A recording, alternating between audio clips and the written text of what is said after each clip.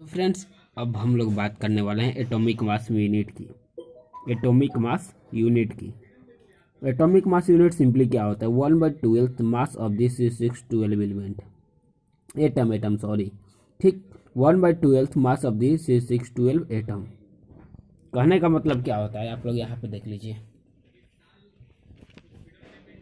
देखिए, atomic mass of an element is very very small to express atomic masses. इसीलिए हम atomic mass unit लेते हैं। Atomic mass बहुत छोटा होता है, इसलिए इसे हम एक यूनिट में डिवाइड कर दिए, जिसे हम लोग एटॉमिक मास यूनिट कहते हैं। ठीक, अब ये एटॉमिक मास यूनिट को सिंपली कैसे डिफाइन किया जाता है, आप लोग अच्छे से देख लीजिए। ये मेरा 9th क्लास का नोट्स है, जिसमें 9th और 12th दोनों का नोट्स है, सॉरी, अच्छे से बनाया हूँ। तो आप लोग अच्छे से देख लीजिए, दोनों का मिक्स करके, दोनों के लिए अच्छा रहेगा। कोई आंसर क्या है, जैसे कि एटॉमिक मास यूनिट का डेफिनेशन कोई बोल दे तो बोल दे दीजिएगा। The mass equal to 1/12 of the mass of a 6 atom is called one atomic mass, one atomic unit, जिसे हम लोग 1U कहते हैं। यू नहीं, म्यू, 1 AM यू बोलते हैं, 1 AM यू से डिनोट करते हैं, ठीक है। अब देखिए, 1 atomic mass unit is equal to क्या लिख सकते हैं? Mass of C612 atom divided by 12, क्योंकि 1/12 है, इसलिए एब्सोल्यूट मास क्या हो जाएगा? देखिए, C612 एटम का एब्सोल्यूट मास होता है 1.9924 × 10⁻23 ग्राम। इसलिए 1 MU में कितना ये केजी हो जाएगा? 1 MU में कितना ग्राम हो जाएगा? 1.66 × 10⁻24 gram and is equal to 1.66 × 10⁻27 kg। ठीक, समझ गए? ठीक है। अब देखिए, नीचे में लिखा गया है अकॉर्डिंग टू IUPAC। IUPAC क्या होता है ना? IUPAC UPSC मत समझिएगा। IUPAC एक केमिस्ट्री का ब्रांड है, ये ब्रांड कर है, कोई एक अलग पार्ट है जिसमें हम लोग एलिमेंट के उसके एलिमेंट के सिंबल, एलिमेंट के बारे में सिंपली पढ़ते हैं।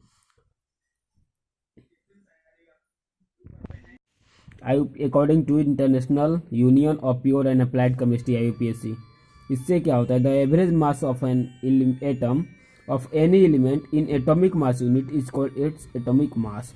यानी कि जो भी एवरेज मास होता है किसी भी एटम का, किसी भी एलिमेंट के एटम का, उसके एटॉमिक मास यूनिट में वही होता है हमारा क्या? Atomic mass. ठीक, तो एटॉमिक मास ऑफ एलिमेंट क्या हो जाएगा? Average mass of an atom of that elements in atomic mass unit. Atomic mass क्या हो जाएगा? किसी भी एलिमेंट का एवरेज मास हो जाएगा। ठीक, किसका average mass? Atomic mass, average mass of an element atom of that elements in atomic mass unit. जैसे कि बात आती है अब 1 MU की। 1 MU में कितने मतलब कि केजी होते हैं बताया? 1.67 × 10⁻27 kg होता है। ये किसके बराबर होता है? Mass of electron and proton के। अब देखिए, एटॉमिक नंबर क्या होती है? सिंपली आप लोग एटॉमिक नंबर जेड से डिनोट करते हैं। एटॉमिक नंबर को हम लोग सिंपली लिख सकते हैं, number of electron is equal to number of proton. जितने नंबर ऑफ इलेक्ट्रॉन होंगे किसी भी एलिमेंट में, उतना ही नंबर ऑफ प्रोटॉन होगा, और इसी दोनों के बराबर होते हैं हमारा एटॉमिक नंबर। इसी दोनों को हम अपने एटॉमिक नंबर से डिनोट करते हैं। ठीक, किसी भी न्यूट्रल एटम में नंबर ऑफ इलेक्ट्रॉन और प्रोटॉन बराबर होते हैं। अब बात आती है मास नंबर क्या होती है? तो मास नंबर होती है न्यूक्लियस में जो भी सबस्टेंस होता है उन दोनों का नंबर का सम। कहने का मतलब number of neutron plus number of proton, यानी कि mass number is equal to number of elements in nucleus, यानी कि number of neutron plus number of proton लिख सकते हैं सिंपली। इसी को कहते हैं मास नंबर। अब बताती है मास ऑफ वन एटम क्या होता है? मास ऑफ वन एटम, तो आप सभी के सामने सिंपली देख रहा होगा कि मास ऑफ वन एटम क्या हो गया। जैसे कि mass of one atom is equal to लिख सकते हैं number of neutron plus number of proton into 1.67 × 10⁻24 gram. क्यों? एक एटम का मास निकालने के लिए हमने मल्टीप्लाई क्यों किया? क्योंकि बात आती है, मैंने यहाँ पे निकाला था मास नंबर, कितने नंबर है मास, मतलब कितने नंबर होंगे, उससे अगर हम लोग 1 MU से मल्टीप्लाई कर देना तो हमारा मास निकल जाएगा किसी एक एटम का। एक एटम का मास, कहने का मतलब एक एटम का मास क्या हो गया? 1 MU हो गया। एक एटम का मास 1 MU हो गया, इसलिए हम लोग मास नंबर निकाल के एक एटम से डिवाइड मल्टीप्लाई कर देंगे तो हमारा निकल जाएगा मास of one atom. Simply question कर लेते हैं, समझ में आ जाएगा। क्वेश्चन है my find mass of atom calcium 2042+। ये आयन के रूप में आ गया 2+। 2+ करने का मतलब इसने अपना 2 इलेक्ट्रॉन किसी को दे दिया है। जब इसने अपना 2 इलेक्ट्रॉन किसी को दे दिया तो इसके पास इलेक्ट्रॉन बचे 18। कैसे समझ लेते हैं। अब देखिए, सबसे पहली बात आती है कि mass of one atom simply निकाल लेते हैं, क्योंकि मास निकालने के लिए हमें इलेक्ट्रॉन की जरूरत नहीं पड़ती है। किसी भी एटम का मास निकालने के लिए इलेक्ट्रॉन की जरूरत नहीं पड़ती। क्यों नहीं पड़ती?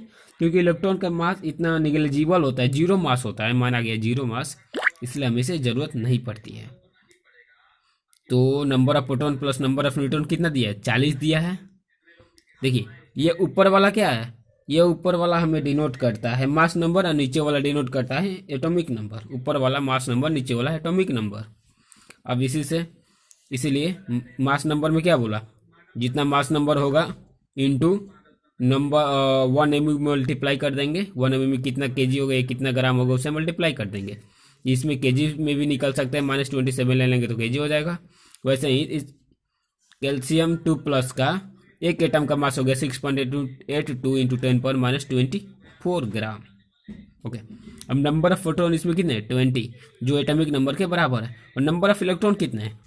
इसमें भी नंबर ऑफ इलेक्ट्रॉन 20 ही होंगे, पर इसने अपने 2 इलेक्ट्रॉन किसी को दे दिया। 2+ किया यानी कि किसी को दे दिया है। 2- किया रहता यानी किसी से लिया है, इसलिए 20-2 कर दिया, 18 इलेक्ट्रॉन बचा। न्यूट्रॉन कितने हुए? न्यूट्रॉन देखिए 20 ही होंगे, क्योंकि देखिए एटॉमिक नंबर में प्रोटॉन भी आता है। प्रोटॉन 20 हैं और मास नंबर 40 है, तो यानी कि न्यूट्रॉन भी 20 होंगे। ओके, अभी मास ऑफ देखिए, ये भी देख लीजिए। Atomic mass is equal to mass of 1 mole of atom. Atomic mass किसके बराबर होता है? Mass of 1 mole of atom. Okay, mass of 1 hydrogen atom क्या हो गया? Mass of 1 hydrogen atom question है, निकालना है। तो mass of 1 hydrogen atom is equal to 1 mu लिख सकते हैं, क्योंकि इसका मास नंबर 1 ही हो जाएगा। मास नंबर 1 ही हो जाएगा। करके देख लीजिए। ठीक, 1 ही हो जाएगा, क्योंकि नंबर ऑफ न्यूट्रॉन 0 होते हैं, नंबर ऑफ प्रोटॉन 1 होता है। उसमें 1 mu से मल्टीप्लाई करो 1 mu आ जाएगा। Atomic mass of hydrogen atom निकालना हो, एटॉमिक मास अलग होता है, एटॉमिक मास अलग होता है। Atomic mass of hydrogen atom निकालना हो, एटॉमिक मास कहने का मतलब सिंपली क्या हो गया? हाइड्रोजन के पूरे एटम का मास। ये हुआ 1 हाइड्रोजन एटम के मास। ये क्या हुआ? हाइड्रोजन में पूरे एटम का मास। तो 1 mole of hydrogen, atomic mass simply क्या होता है? Mass of 1 mole of atom. Mass of 1 mole of atom होता है, यानी कि 1 मोल में कितने एटम होते हैं? किसी भी एलिमेंट के 1 मोल में कितने इलेक्ट्रॉन होते हैं? एटम होते हैं। Na एटम, Na कहने का मतलब एवोगाड्रो नंबर, जो इक्वल होता है 6.22 इंटू 10⁻20 6.22 इंटू 10⁻23, ये इक्वल होता है। इसीलिए मास ऑफ 1 हाइड्रोजन एटम में इतने एटम को मल्टीप्लाई कर देंगे तो हमारा atomic mass of hydrogen atom निकल जाएगा, जो कि 1 ग्राम के बराबर आ रहा है। इसी तरह हम एटॉमिक मास और मास नंबर, एटॉमिक नंबर सब समझ गए। अब देखते हैं कि आगे क्या क्या